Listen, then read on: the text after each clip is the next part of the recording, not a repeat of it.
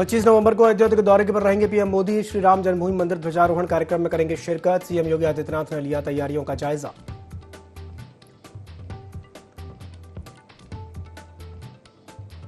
संभल में महंत ऋषि राजगिरी की पदयात्रा को लेकर बढ़ा तनाव। पुलिस ने नहीं दी अनुमति। मौके पर भारी पुलिस बल तैनात।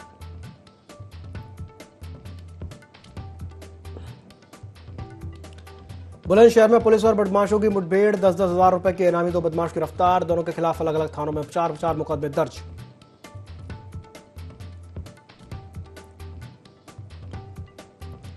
एटा की चमन नगरिया कॉलोनी में पुलिस टीम के भीड़ ने किया पथराव। युवक के साथ मारपीट की सूचना पर पहुंची थी पुलिस। 2 पुलिसकर्मी गंभीर रूप से घायल।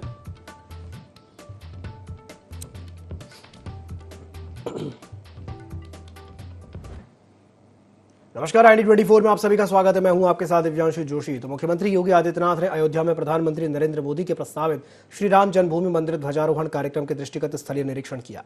आपको बता दें कि पीएम मोदी 25 नवंबर को अयोध्या में श्री राम मंदिर के ध्वजारोहण कार्यक्रम में शामिल होंगे। सीएम योगी ने कार्यक्रम स्थल, मंदिर तक आवागमन, अतिथियों के प्रवास, बैठने की व्यवस्था और सुरक्षा तैयारियों का निरीक्षण किया। मुख्यमंत्री ने अधिकारियों को सभी व्यवस्थाओं को सुचारू रूप से सुनिश्चित करने के निर्देश दिए। इसके अलावा उन्होंने हेलीपैड स्थल और महर्षि वाल्मीकि अंतर्राष्ट्रीय हवाई अड्डा पर चल रही तैयारियों का भी जायजा लिया।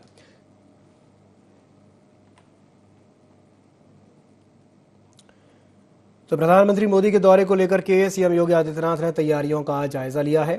अयोध्या में 25 नवंबर को पीएम मोदी पहुंचेंगे।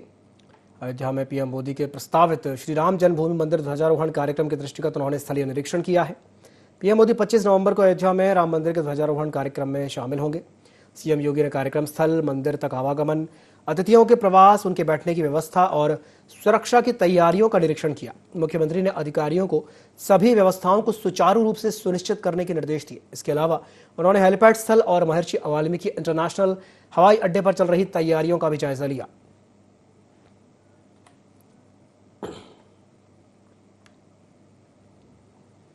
बढ़ते हैं अगली बड़ी खबर की ओर, जो कि बुलंदशहर से है, जहां एक किशोर को तालिबानी सजा दी गई है। पेड़ से बांध करके उसकी बेरहमी से पिटाई की गई।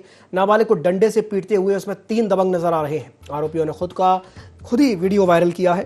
पीड़ित के पिता की तहरीर पर 3 लोगों के खिलाफ मामला दर्ज हो गया है। चोला थाना क्षेत्र के गांव बिरौंडी ताजपुर का यह मामला बताया जा रहा है।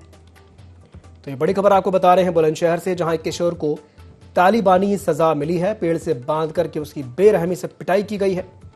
एक नाबालिग को डंडे से पीटते हुए 3 दबंग नजर आ रहे हैं। आरोपियों ने खुद ही इस वीडियो को रिकॉर्ड किया और वायरल भी कर दिया। पीड़ित के पिता की तहरीर पर 3 लोगों के खिलाफ मामला दर्ज हो गया है। चोला थाना क्षेत्र के गांव बिरौंडी ताजपुर का यह मामला बताया जा रहा है। तो यूपी के बुलंदशहर से यह इस वक्त की बड़ी खबर है, जहां पेड़ से बांधकर एक युवक की जमकर पिटाई की गई है। एक नाबालिग को डंडे से पीटते हुए कुछ दबंग दिखाई दे रहे हैं। आरोपियों ने खुद ही इस वीडियो को रिकॉर्ड किया है और वायरल भी कर दिया। और अब 3 लोगों के खिलाफ मामला दर्ज हो गया है। चोला थाना क्षेत्र के गांव बिरौंडी ताजपुर का यह मामला बताया जा रहा है।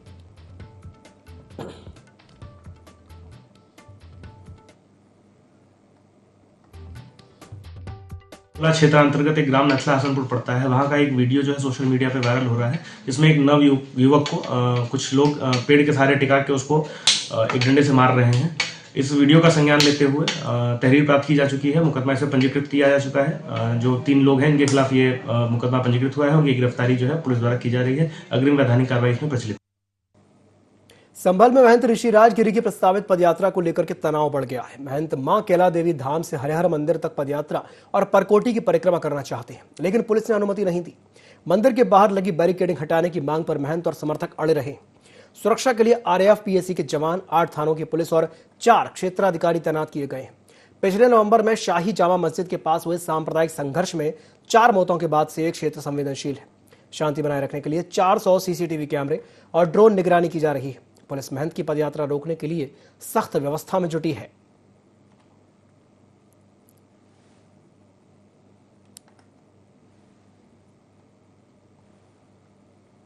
उत्तर प्रदेश बार काउंसिल चुनाव में हाई कोर्ट के अधिवक्ता अतुल कुमार द्विवेदी ने जोरदार शक्ति प्रदर्शन करते हुए सदस्य पद के लिए नामांकन दाखिल किया।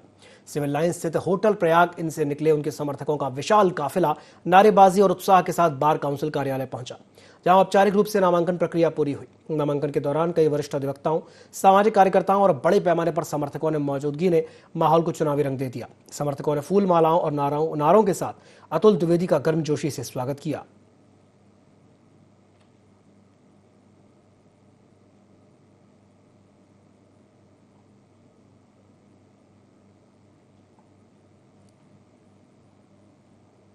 जिलाधिकारी हर्षिता माथुर ने 2 दिवसीय जनपदीय बेसिक बाल क्रीड़ा प्रतियोगिता एवं शैक्षणिक समारोह का शुभारंभ किया।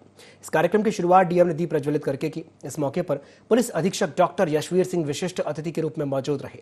प्रतियोगिता में जनपद के 18 ब्लॉकों और शहर के करीब 350 से ज्यादा छात्र छात्राओं ने उत्साहपूर्वक प्रतिभाग किया। पहले दिन खो-खो, कबड्डी, बैडमिंटन समेत विभिन्न खेलों का आयोजन किया गया। ये कार्यक्रम शहर के पुलिस लाइन ग्राउंड में आयोजित किया जा रहा है।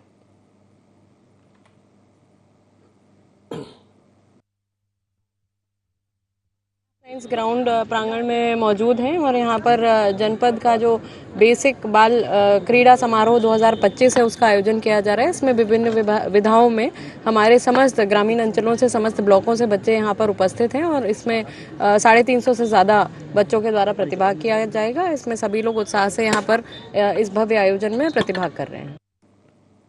बिल्ली मारकुंडी खनन हादसे के बाद डाला बिल्ली क्रशर ओनर्स एसोसिएशन की एक महत्वपूर्ण बैठक में निर्णय लिया गया है कि शासन की मंशा और खनन विभाग के नियमों के विरुद्ध किसी भी प्रकार का संचालन नहीं किया जाएगा। हादसे में मृतकों के आश्रितों को 5 लाख रुपए की सहायता राशि प्रदान की गई है। अध्यक्ष अजय सिंह ने बताया कि 15 से 18 नवंबर तक राहत बचाव दल के लिए भोजन नाश्ते की व्यवस्था एसोसिएशन ने की। उन्होंने कहा कि सरकारी सहायता दिलाने में भी पूरा सहयोग किया जाएगा। एसोसिएशन ने स्पष्ट किया कि अगर कोई नियम तोड़कर खनन करता पाया गया तो उसके खिलाफ कड़ी कार्रवाई और सामूहिक बहिष्कार किया जाएगा। दुर्घटना वाले स्थान पर मुख्यमंत्री की उपस्थिति के बावजूद खदान संचालन जारी रहना दुर्भाग्यपूर्ण बताया गया।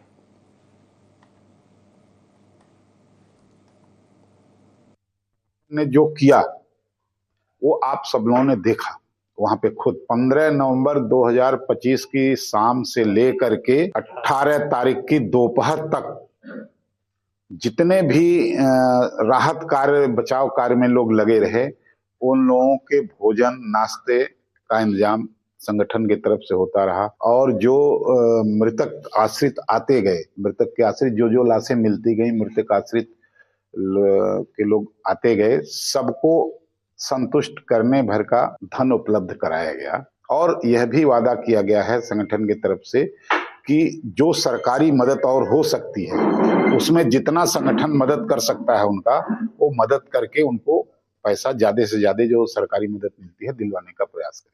तो सभी लोगों ने अपनी मर्जी से, कोई 10,000 भिजवाया, कोई 5,000 भिजवाया, कोई 2,000 भिजवाया, कोई 21,000 भिजवाया। इस तरह से 5-5 लाख रुपए की मदद हम लोगों ने तत्कालिक रूप से 7 मृतक आश्रितों को दिया। अगली बड़ी खबर बुलंदशहर से, जहां एसआईआर कार्य में लापरवाही बरतने पर 6 बीएलओ पर एफआईआर दर्ज हो गई है। लोक प्रतिनिधि अधिनियम 1950 के तहत एफआईआर दर्ज कराई गई है। काम में उदासीनता के चलते कार्रवाई हुई है। सिकंदराबाद एसडीएम दीपक पाल ने एफआईआर दर्ज कराई है। तो ये बड़ी खबर आपको बता रहे हैं यूपी के बुलंदशहर से, जहां एसआईआर काम में लापरवाही बरतने पर 6 बीएलओ पर एफआईआर दर्ज हो गई है। लोक प्रतिनिधि अधिनियम 1950 के तहत ये एफआईआर दर्ज कराई गई है। काम में उदासीनता के चलते ये कार्रवाई हुई है। सिकंदराबाद एसडीएम दीपक पाल ने एफआईआर दर्ज कराई है। तो उत्तर प्रदेश के बुलंदशहर से ये बड़ी खबर है। एसआईआर के काम में लापरवाही देखने को मिली है और इसी लापरवाही के चलते 6 बीएलओ पर मामला दर्ज हो गया है। लोक प्रतिनिधि अधिनियम 1950 के तहत एफआईआर दर्ज करा दी गई है। कि आप सभी जानते हैं कि विशेष प्रगाढ़ पुनरीक्षण माननीय निर्वाचन आयोग द्वारा किया जा रहा है और ये उत्तर प्रदेश में भी किया जा रहा है। इसी के संबंध में हमारे क्षेत्र में विधानसभा सिकंदराबाद में कुछ बीएलओ द्वारा लापरवाही बरती जा रही थी और उस काम में उदासीनता बरती जा रही थी, जिसके संबंध में फिर उनके खिलाफ लोक प्रतिनिधित्व अधिनियम 1950 के तहत कड़ी धाराओं में एफआईआर कराई गई है। और सभी जनता से ये अपील की जा रही है कि आप जल्दी से जल्दी अपना इन्यूमरेशन फॉर्म, जिसको गणना पत्रक कहा जाएगा, उसको भर के तुरंत ही अपने BLOs को तुरंत जमा करें, जिससे कि उनका डिजिटाइजेशन किया जा सके। मैनपुरी की नवीगंज चौकी से लगभग 300 मीटर दूर जासमई मार्ग स्थित एक मकान में मंगलवार बुधवार की रात को चोरी की वारदात हुई। मकान मालिक गौरव गुप्ता के मुताबिक चोरों ने मुख्य दरवाजे का ताला तोड़कर ऊपर की मंजिल के कमरे में रखी अलमारी का लॉक तोड़ा और करीब 60-70 हजार रुपए के आभूषण और सामान चोरी कर लिए गए। सूचना मिलने पर नवीगंज चौकी प्रभारी सुखवीर सिंह ने मौके पर पहुंचकर जांच शुरू कर दी। स्थानीय लोगों ने क्षेत्र में राष्ट्रीय गश्त बढ़ाने की मांग की है।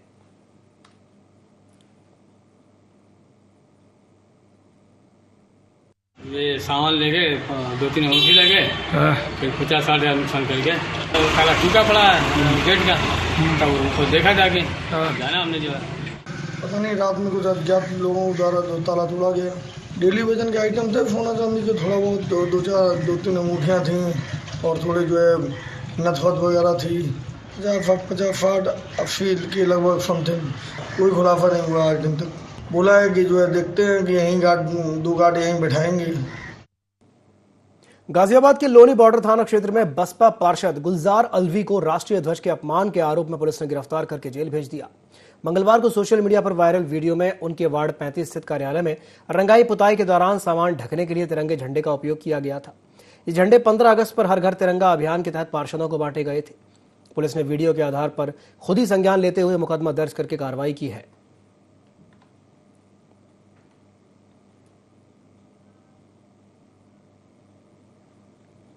झांसी पुलिस ने पंडित दीनदयाल उपाध्याय सभागार में एक परिक्षेत्र स्तरीय साइबर अपराध जागरूकता और प्रशिक्षण कार्यक्रम का आयोजन किया। इस कार्यक्रम में डीजीपी उत्तर प्रदेश ने ऑनलाइन माध्यम से सहभागिता की, जबकि ADG zone Alok Singh, commissioner Jhansi Vimal Kumar Dubey, IG आकाश कुलहरी और जिलाधिकारी मृदुल चौधरी भी उपस्थित रहे। कार्यक्रम में बड़ी संख्या में छात्रों, अधिवक्ताओं, पत्रकारों और झांसी वासियों ने भाग लिया। ये कार्यक्रम झांसी पुलिस के आधिकारिक यूट्यूब चैनल पर लाइव प्रसारित किया गया, जिसमें अधिक लोगों को ऑनलाइन भी ये जानकारी मिल सकी। कार्यक्रम में साइबर अपराधों से बचाव, डिजिटल साक्षरता, इंटरनेट सुरक्षा, सोशल मीडिया पर सुरक्षित उपयोग और साइबर ठगी की पहचान और उससे बचाव के बारे में विस्तृत प्रशिक्षण दिया गया। जनपद झांसी में पूरी जोन स्तरीय एक साइबर अवेयरनेस एवं इन्वेस्टिगेशन मॉड्यूल वर्कशॉप की आयोजन की जा रही है। आप सभी लोगों ने देखा, हमारे पत्रकार बंधु भी इसमें शामिल हुए, प्रतिभाग किए हैं। बहुत ही अच्छा अवेयरनेस कार्यक्रम हुआ है फर्स्ट सेशन, जिसमें हमारे आदरणीय डीजीपी सर जो ऑनलाइन माध्यम से भी हमें मार्गदर्शन दिए हैं। उसके अलावा ऑफलाइन यहाँ पर सभागार, दीनदयाल सभागार में हमारे एडीजी जोन सर, मंडलायुक्त sir, IG sir, DM sir और मेरे अलावा सभी सक्षम अधिकारी और प्रशासन, पुलिस के बहुत सारे अधिकारी और अलग अलग स्ट्रीम्स के, चाहे वो स्टूडेंट्स हो गया, टीचर्स हो गया, बुंदेलखंड यूनिवर्सिटी हो गया, मेडिकल कॉलेज हो गया, पैरामेडिकल हो गया, एडवोकेट्स हो गया, पत्रकार बंधु हो गया और पेंशनर्स हो गया, सभी स्ट्रीम से महत्वपूर्ण और इन्फ्लुएंशियल लोग आए हैं। उन्होंने देखा भी है, उन्होंने इस चीज का प्रशंसा भी किया और बहुत कुछ चीजें सीखे हैं। मेरे resource person with police technology mission, जो गृह मंत्रालय का एक इनिशिएटिव है, तो आज यहाँ पर डीजीपी यूपी के गाइडेंस में एक प्रोग्राम ऑर्गेनाइज किया गया। कार्यक्रम में सारे जो अलग अलग जॉनर है वहाँ से लोग आए, डॉक्टर्स आए, इंजीनियर्स आए, व्यवसायी हैं वो आए और आम जनता जो पेंशनर्स हैं, और उनको ये जागरूकता दी गई कि साइबर क्राइम होता कैसे है और उससे बचना कैसे है। आमतौर पर जो लोग फाइनेंशियल फ्रॉड के शिकार हो रहे हैं, उनका पैसा चूंकि वापस नहीं आता है, वो परेशान होते हैं, तो कैसे पैसा वापस लाया जा सकता है और कैसे क्विक एक एक्शन लिया जाए ताकि आपका पैसा सुरक्षित हो। यहाँ पर डीजीपी साहब ने बताया कि पिछले कुछ महीनों में जो पहले 6% पैसे की रिकवरी थी, अभी 26% तक हो गई है और यदि अवेयरनेस और होती है तो हम शायद किसी का नुकसान होने ही नहीं देंगे। तो इसी उद्देश्य के संग ये प्रोग्राम हुआ, जिसमें एसएसपी बीबीजीटीएस मूर्ति जी ने बहुत अच्छे से ऑर्गेनाइज कराया है। बुलंदशहर में पुलिस और बदमाशों के बीच मुठभेड़ देखने को मिली, जहां गैंगस्टर एक्ट में वंचित 10-10 हजार के 2 इनामी बदमाश पकड़ लिए गए। वाहन चेकिंग के दौरान बाइक सवार बदमाशों ने पुलिस पर अचानक से फायरिंग कर दी और जवाबी कार्रवाई में दोनों बदमाश गोली लगने से घायल हो गए। रहीमुद्दीन और सराउल अंसारी की पहचान की गई है। दोनों के खिलाफ अलग अलग थानों में 4-4 मुकदमे दर्ज हैं। पुलिस ने तमंचा, कारतूस और बाइक बरामद की है। दोनों घायलों को जिला अस्पताल में भर्ती कराया गया है।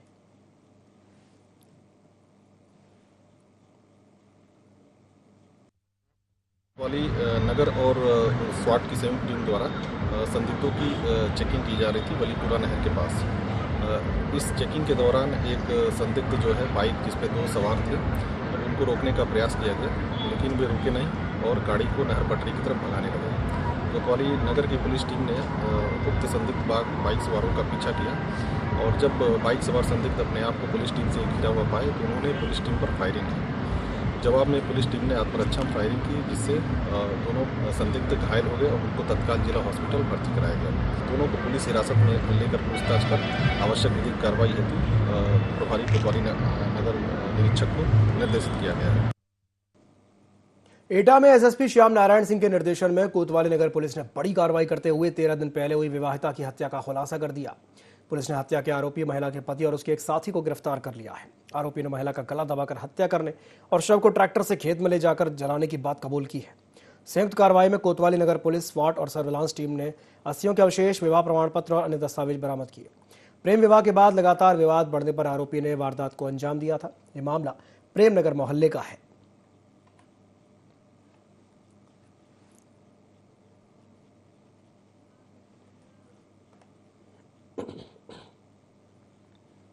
उन्नाव के दही थाना क्षेत्र में वकील पीयूष लोधी और उसके साथियों ने पुलिस पर ईंट पत्थर बरसाए, जिसमें सिपाही शोभित गंभीर रूप से घायल हो गया। डायल 112 टीम मारपीट की सूचना पर मौके पर पहुंची थी, लेकिन भीड़ ने पुलिस को घेर लिया। इसके बाद अतिरिक्त फोर्स पहुंची और स्थिति नियंत्रित की गई। पुलिस ने वकील पीयूष लोधी, उसके भाई शिवम समेत 7 लोगों पर केस दर्ज करके 2 लोगों को गिरफ्तार किया है। आरोपियों को कोर्ट में ले जाने पर वकीलों ने कोर्ट में हंगामा कर दिया, गिरफ्तारी का विरोध किया और नारेबाजी की। फिलहाल गांव और कोर्ट में पुलिस फोर्स तैनात है।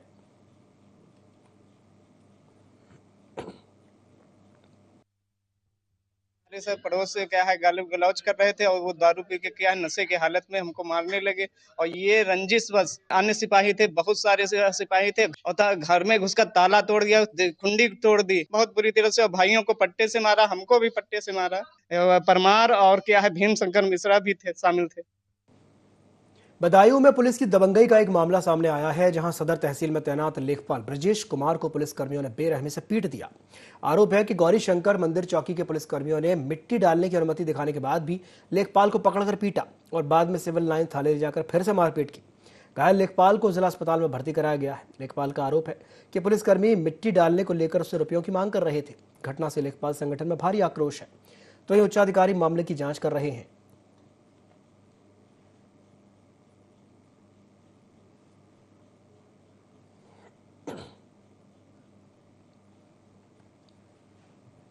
एटा के अलीगंज थाना क्षेत्र की चमन नगरिया कॉलोनी में डायल 112 पुलिस टीम पर हमला हो गया। शाहरुख नाम के एक युवक की मारपीट और लूट की सूचना पर पहुंची पुलिस पर अचानक से भीड़ ने पथराव कर दिया। हमले में 2 पुलिसकर्मी गंभीर रूप से घायल हो गए हैं और पुलिस की गाड़ी के शीशे तोड़ दिए गए। इसके बाद इलाके में सख्ती बढ़ा दी गई है। पुलिस हमलावरों की पहचान करने में जुटी है।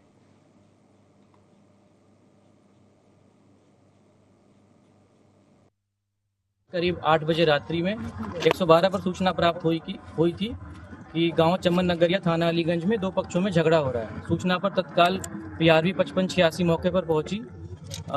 लोगों को समझाने का प्रयास किया गया, लेकिन लोग नहीं मान रहे थे। फिर थाने की सेकंड मोबाइल भी आ गई, तो लोग आपस में एक दूसरे पर पत्थरबाजी भी कर रहे थे। इसी क्रम में PRV की वाहन भी क्षतिग्रस्त हो गई। ये लोग पुलिसकर्मी पर भी आक्रामक हो गए, जिसमें हमारे 2 पुलिसकर्मी, एक सिपाही पंकज और एक होमगार्ड चालक प्रेमपाल को भी चोट आई है। उसके बाद थाना अलीगंज और सर्कल अलीगंज की अन्य थाने की फोर्स भी मौके पर पहुंच गई। इन लोगों को समझाने का प्रयास किया गया और जो लोग भी ये लोग एक समुदाय के लोग हैं, ये लोग एक दूसरे के घरों में भी तोड़फोड़ थोड़ा बहुत किए हैं। बड़ी मशक्कत के बाद जो लोग भी इस घटना में शामिल थे, अब तक 6 लोगों को चिन्हित करके पुलिस हिरासत में लेकर आवश्यक विधिक कार्रवाई की जा रही है। बांदा में तेज रफ्तार का कहर एक बार फिर से देखने को मिला है। गिरवा थाना क्षेत्र में रिश्तेदारी जा रहे सास दामाद समेत 4 लोग 2 मोटरसाइकिलों पर सवार थे। तभी तेज रफ्तार बोलेरो ने जोरदार टक्कर मार दी। हादसे में 2 लोगों की मौके पर ही मौत हो गई, जबकि 2 लोग गंभीर रूप से घायल हो गए। 108 एम्बुलेंस से घायलों को अस्पताल भेजा गया। अधिकारियों ने मौके पर पहुंचकर स्थिति का जायजा लिया। मेरा बड़ा भाई है ओम प्रकाश और रुक्मिनिया ओम प्रकाश की सास है। उधर से हरदौली शहीदीपुर से बड़ोखर गए थे। बड़ोखर से जो है हरदौली शहीदीपुर आ रहे थे। तो रास्ते में 2 बाइक का भिड़ंत हो गया। अच्छा। उसी में दोनों आदमी की मौत हो, एक की तो मौके पे मौत हो गई और एक का जो है मेडिकल कॉलेज में मिला। कानपुर के अरौल थाना क्षेत्र में आगरा लखनऊ एक्सप्रेसवे पर तेज रफ्तार बस अनियंत्रित होकर के पलट गई। बस में 45 यात्री सवार थे। इस हादसे में नाबालिग समेत 3 लोगों की मौत हो गई, जबकि 25 यात्री घायल हुए हैं। पुलिस और स्थानीय टीमों ने मौके पर पहुंचकर रेस्क्यू करके सभी यात्रियों को बाहर निकाला। घायलों को सीएससी बिल्लौर में भर्ती कराया गया, जहां से 15 गंभीर घायलों को हाईलाइट अस्पताल रेफर किया गया। बस चालक और क्लीनर घटना के बाद मौके से फरार हो गए हैं। बस में यूपी, बिहार, हरियाणा और दिल्ली के यात्री सवार थे।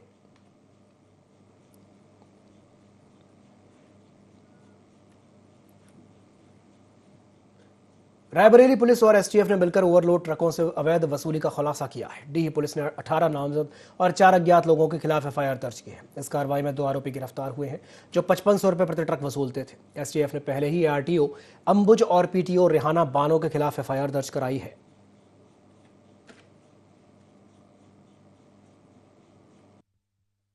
आरटीओ के नाम पर आरटीओ ऑफिस से लगे कुछ लोग, उनके ड्राइवर और हमराह, ये लोग जो है एक संगठित गिरोह बना करके गैर जनपद से आने वाली गिट्टी, मोरंग, बालू की गाड़ियों को ओवरलोडिंग के नाम पे 5500 रुपये प्रति गाड़ी के नाम दर से ये लोग जो है वसूली कर रहे थे।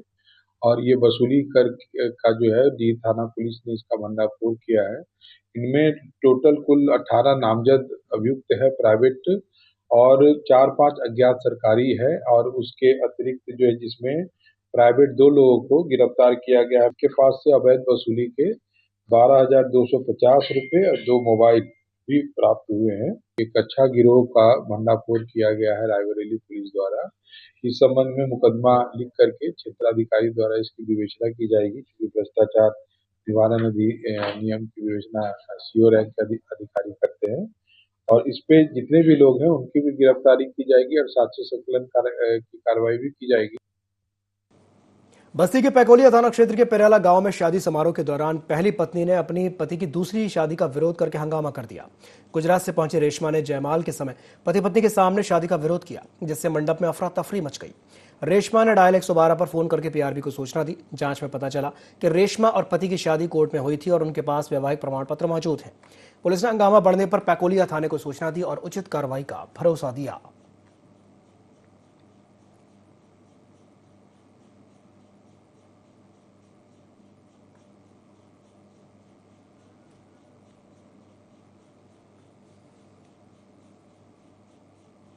रायबरेली के मलेरिया थाना क्षेत्र में एक सड़क हादसा हो गया, जहां तेज गति से बाइक चला रहे 3 लोगों में से 2 की मौके पर ही मौत हो गई, जबकि एक गंभीर रूप से घायल है। यह हादसा सुल्तानपुर मार्ग पर विजय कुमार, निहाल, सुजीत और सन्नी की बाइक और बोलेरो के आमने सामने टकराने से हुआ। घायल 2 लोगों को जिला अस्पताल भर्ती कराया गया। पुलिस ने मामला दर्ज करके आगे की कार्रवाई शुरू कर दी है।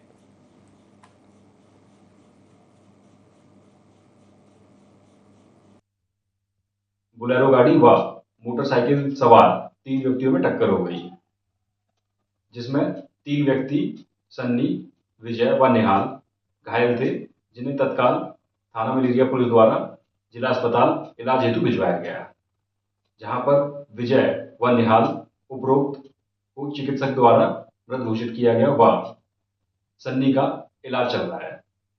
थाना मलेरिया द्वारा अग्रिम विधिक कार्रवाई की जा रही है। इसी के साथ बुलेटिन में फिलहाल के लिए इतना ही। दीजिए इजाजत। नमस्कार।